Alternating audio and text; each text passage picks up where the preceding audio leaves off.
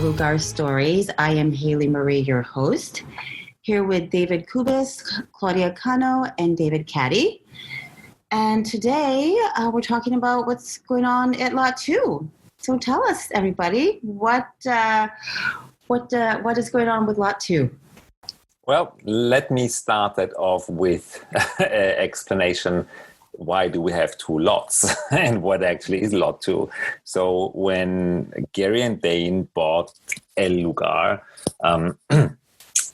the piece of land where we built the resort is just a small 125-acre section that will be used to build El Lugar, the resort, the hotel. Then there is our beautiful river. On the other side of the river, there is this amazing 1,000 acres big piece of land that is surrounded by a national park. And the only access to that piece of land, which is actually building land, it's not a national park. So you could, normal project development companies could put another 5 hotels in there. It has a little problem, and we are really good at turning problems into possibilities. So the problem of Lot 2 is the only way to get to it is through Lot 1. And this is why Gary wanted to buy Lot 1 as well, because he wanted to close down Lot 2 from being a building construction site and turn it into a private national resort. It's the most beautiful piece of land that has never been touched, and making that available to future project development was not an option. So we bought both lots, bought Lot 1 and made sure that Lot 2 is being turned into a private national preserve, because there is no way to access Lot 2 other than through a bridge we are building on Lot 1. And we have some ideas what we want to do with that beautiful piece of land on Lot 2, the big one, the 1,000 acres one. And this is what we are going to share with you today, our ideas on Lot 2. So initial idea was to use it for the horses. El Lugar and horses are oneness, as you all know by now. So Claudia, since you were involved from day number 1 with horses in Costa Rica, can you share with us what will happen on Lot 2? Who will be involved? Who will run the horse business? Will it actually be a business? So what's the idea? What will go on Lot 2? Well, since what David said, horses were a main part of this project. So right now, Gary has a lot of Costarricense de Paso horses in Costa Rica. And since we bought the land also thinking about them, Lot 2 is going to be testing for the horses. So they have a big chunk for them. And they're going to be living there. We're going to board all the horses there. It's going to be a different thing from El Lugar. We're going to have our trainer, because we have a trainer for many, many years in Costa Rica. And he's going to be living there and taking care of the horses. And he's also going to bring his horses. And we are going to have a different business with horses in that side of the property. And we are going to be also offering boarding for whoever wants to have a beautiful horse in Costa Rica and be trained by our amazing trainer. He's one of the best trainers in Costa Rica, just saying. And he's such a caring trainer. We've known many trainers in Costa Rica by now, and the one that we're working with his name is Henry Mairena, and he was the one that started selling one horse to Gary, And his horse is just not any horse, it's Gary's horse. He's called the Seable, and now he lives in Texas. He was Henry's horse. And when Gary saw him, he just fell in love with him.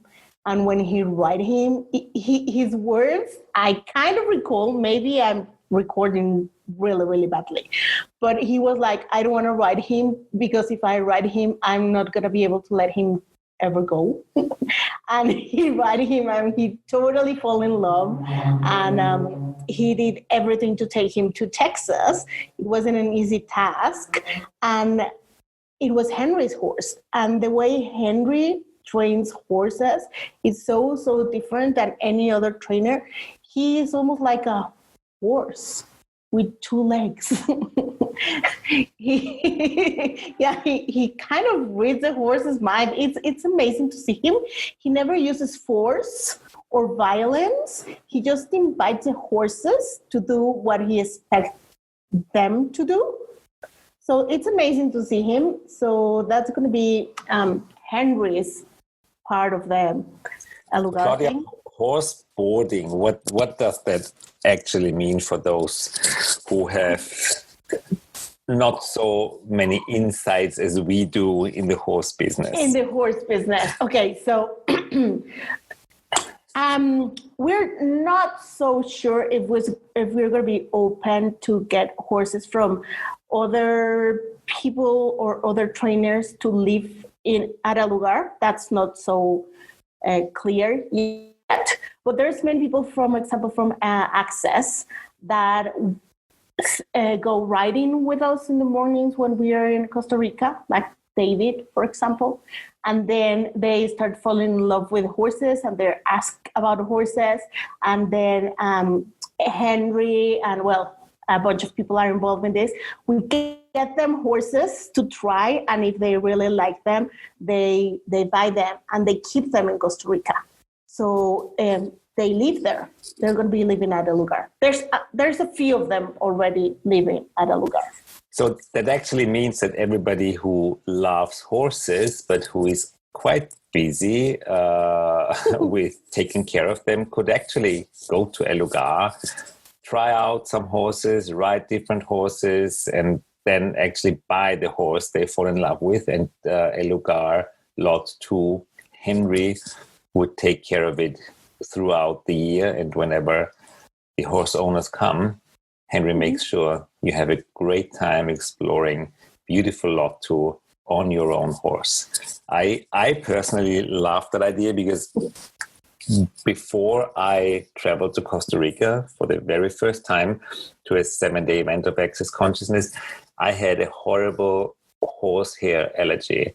My little sister is a horse maniac. She always went horseback riding, and I was sometimes forced to do that too, and I couldn't get close to a horse. My nose started running, my eyes started itching. It was horrible. It was like the greatest nightmare for me was to be around a horse. It's like the most horrible hay fever. That was my reaction to horses until I went to Costa Rica, and there is obviously something different in Costa Rica, how they treat the horses, because they don't force train them. When I saw people horseback riding there, it was actually the horse showing the rider what to do and not the rider forcing the horse into what the rider wants. And Gary Douglas asked me one day if I would come along. So I took one of those antihistamine tablets and gave it a try. And while riding that horse, it was so different. It was just so different because they don't function from the point of view the horse has to be trained and you have to be perfect and this and that. It's just so different. It's this allowance to be in communion with the horse you ride. And I told Gary Douglas that I have this horrible horsehair allergy. Well, guess what? 3 days later, some facilitation later, and getting over my point of view, what horses are and what it all is, it went away. Within a week, I could ride on the back of a horse without any medication, without any reaction. it went away. And the horse that I was riding, Domino, is now my horse. I have it in Costa Rica. I ride on it every morning when we are in Costa Rica. And it's great to know that your horse has been taken care of when you are away, the same kind way you would take care of it if it was living in the same country where you live. And this is the greatest benefit. I would never trust someone I don't really know, but once you meet Henry and his family, it's like basically a family business. You see that it's a big family. He treats the horses like his children. There's no difference. He talks to them. It's just so beautiful to see how kind he is to horses.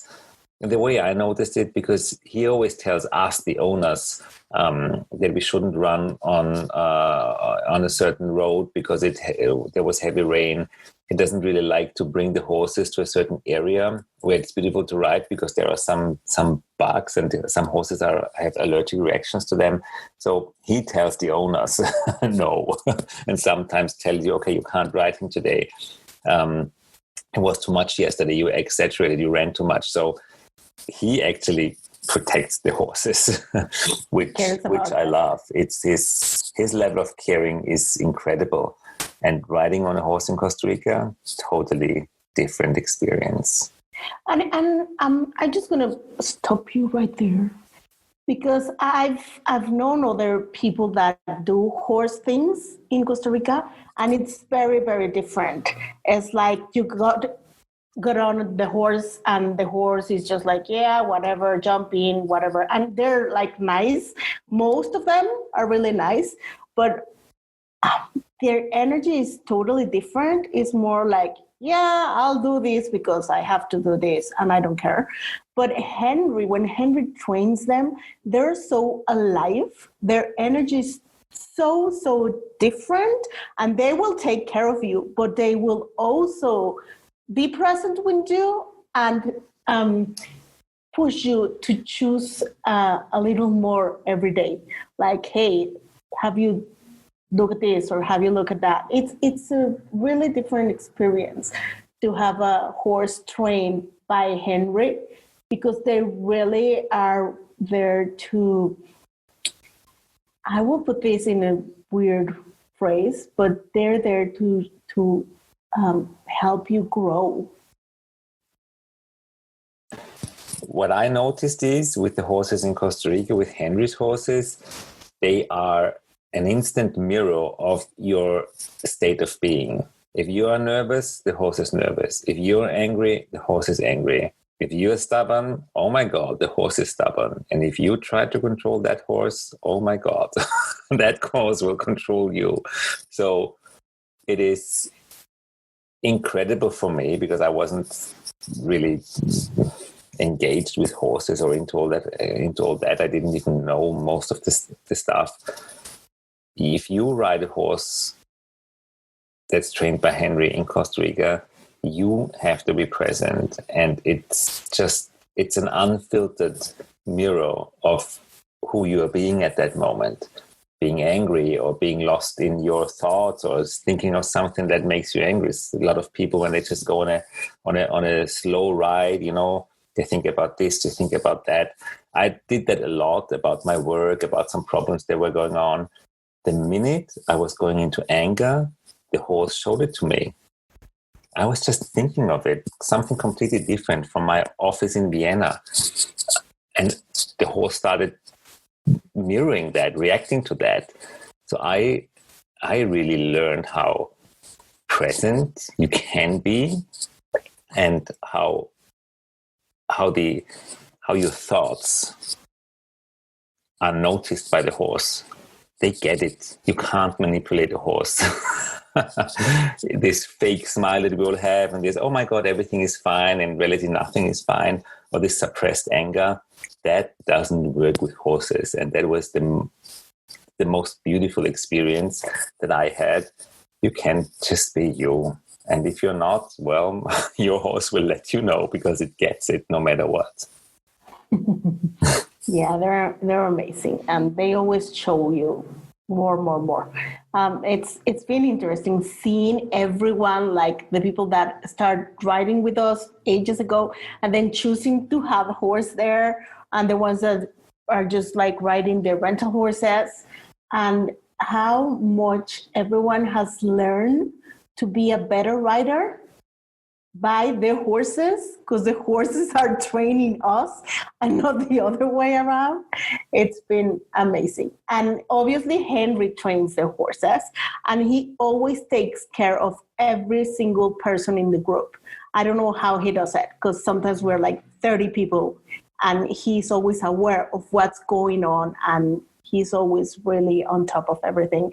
And we sometimes have fallen because we do stupid things sometimes, but it's been nothing really serious. It's just like, oh, whoops, I wasn't doing what, I wasn't present enough. But he's always taking care of us and the horses. So he's really magical. And as Gary says, he's like a horse in 2 feet. He knows exactly how horses function, and he just is amazing training them.